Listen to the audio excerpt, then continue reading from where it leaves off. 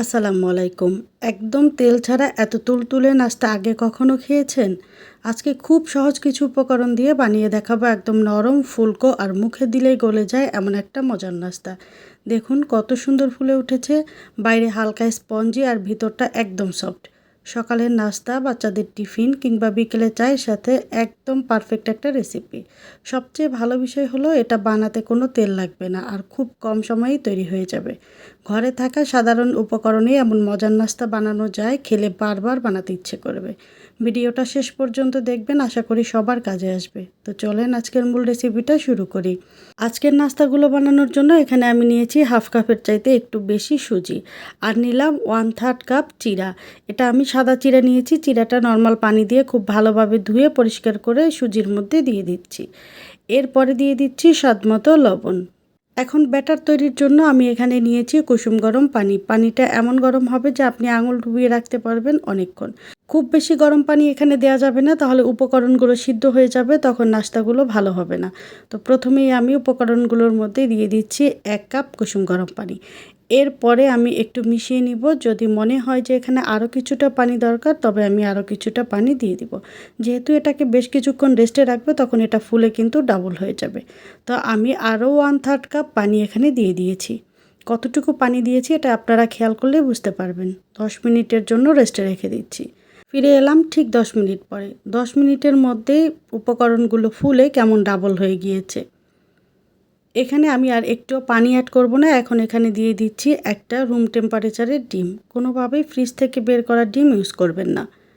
ডিমটা দিয়ে দেওয়ার পরে উপকরণগুলোর সাথে খুব ভালোভাবে মিশিয়ে নিব। মেশানো হয়ে গেলে এখন এখানে দিয়ে দিচ্ছি 1 টেবিল চামচ চিনি।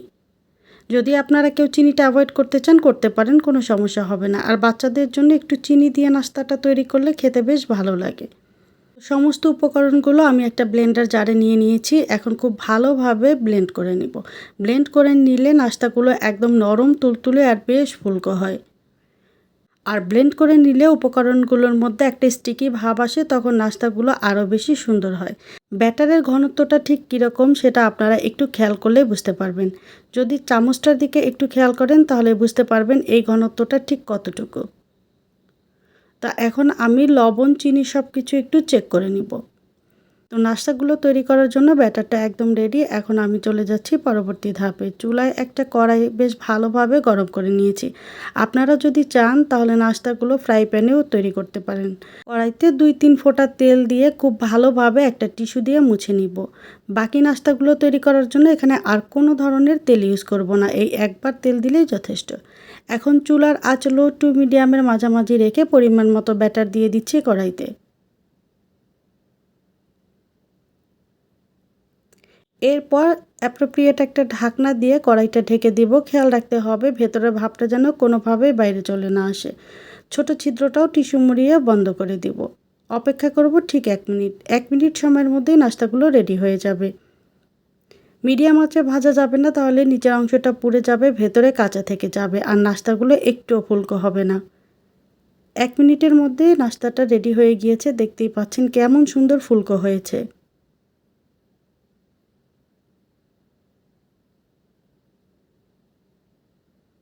নাস্তাটা কি সুন্দর জালিযুক্ত হয়েছে। এর বাইরেটা স্পঞ্জি আর ভেতরটা একদম সফট।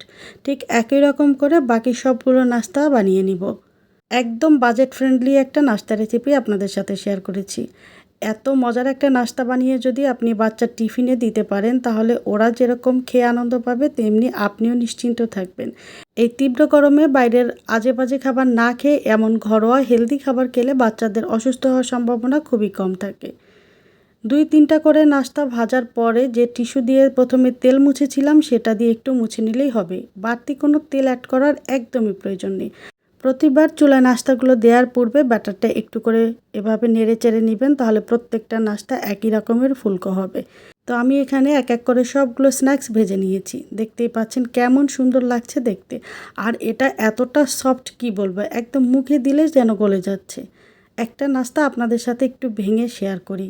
দেখতেই পাচ্ছেন বাইরেটা কেমন স্পঞ্জি আর ভেতরটা কতটা সফট, একদম মুখে দিলেই গলে যায়।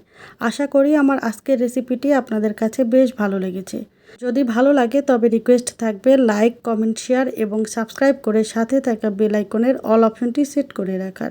এতে করে আপনারা আমার আপলোডকৃত সকল ভিডিও সাথে সাথে পেয়ে যাবেন। দেখা হবে অন্য কোনো রেসিপিতে। আল্লাহ হাফেজ।